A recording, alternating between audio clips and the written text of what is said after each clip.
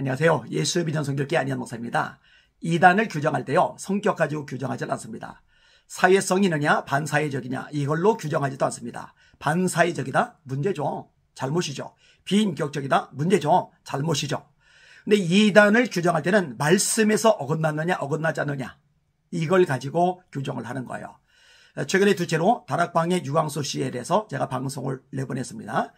유광수 목사가 했던 발언을 문제 삼아서 제가 방송을 내보냈고, 이 부분에 대한 여러 댓글들이 달렸어요. 제가 도움을 참 많이 받았습니다.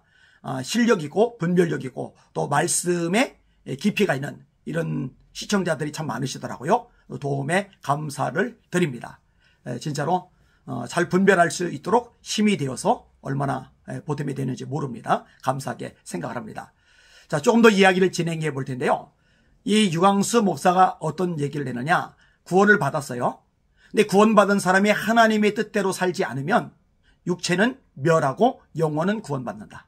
육체는 멸하고 영혼은 구원받는다. 이거는 반성경적인 사상입니다.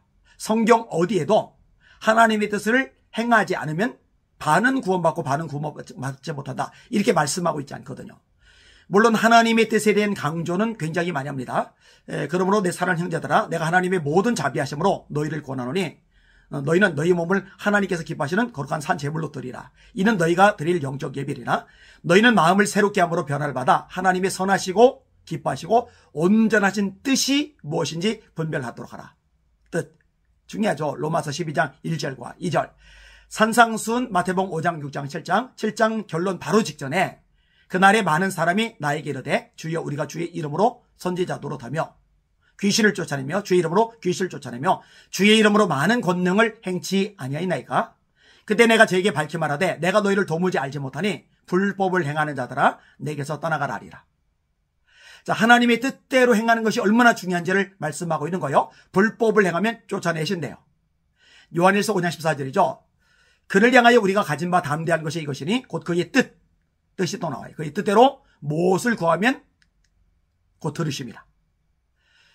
요한일서 2장 15절 이하의 말씀이죠. 이 세상이나 세상에 있는 것들을 사랑하지 말라. 누구든지 세상을 사랑하면 아버지의 사랑이 그 속에 있지 아니하니 이는 세상에 있는 모든 것이 육신의 정욕과 안목의 정욕과 이생의 자랑이니 다 아버지께로부터 온 것이 아니요 세상으로부터 온 것이 아니라.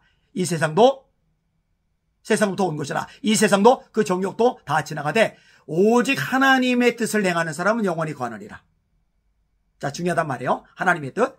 근데 이 하나님의 뜻을 행하고 행하지 않고에 의해서 반은 구원받고 반은 심판받는다, 이거는 아니라는 거죠.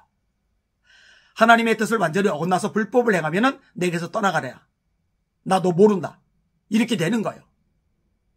그거는 있지만 반은 구원받고 반은 심판받는다, 이 내용은 없다는 거죠. 성경에 있지 않은 내용을 이렇게 주장하면 절대로 안 됩니다. 이 부분은요 굉장히 심각한 부분입니다. 자, 그 다음에 댓글을 남겨주셨는데 정상훈 님이 평상시에도 좋은 댓글을 참 많이 남기시는 분입니다. 이분이 이렇게 글을 쓰셨어요.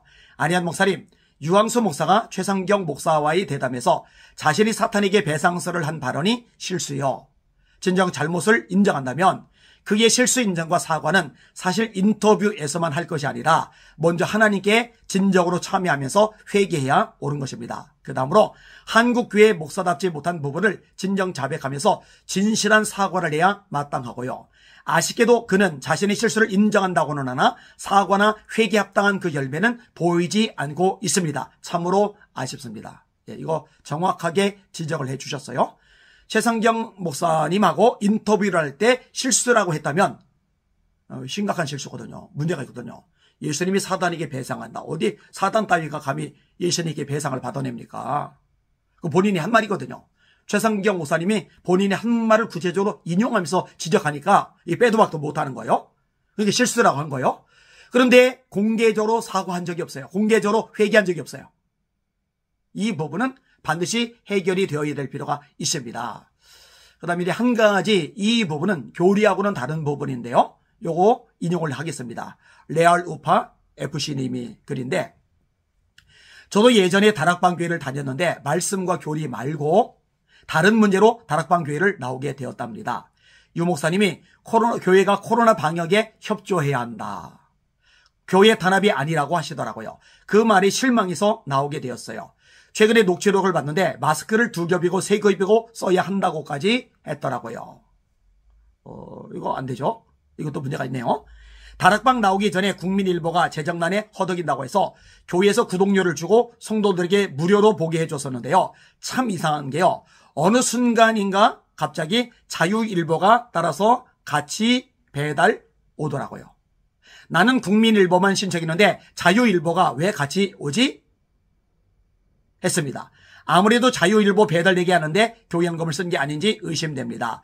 교회 외적인 부분이긴 하지만 이런 사연도 있다는 걸 참고해 주시면 좋겠습니다.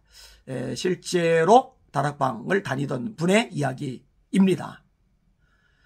자유일보가 같이 배달돼 왔다면 전광훈 씨하고 마음을 모으고 있다는 얘기인가요?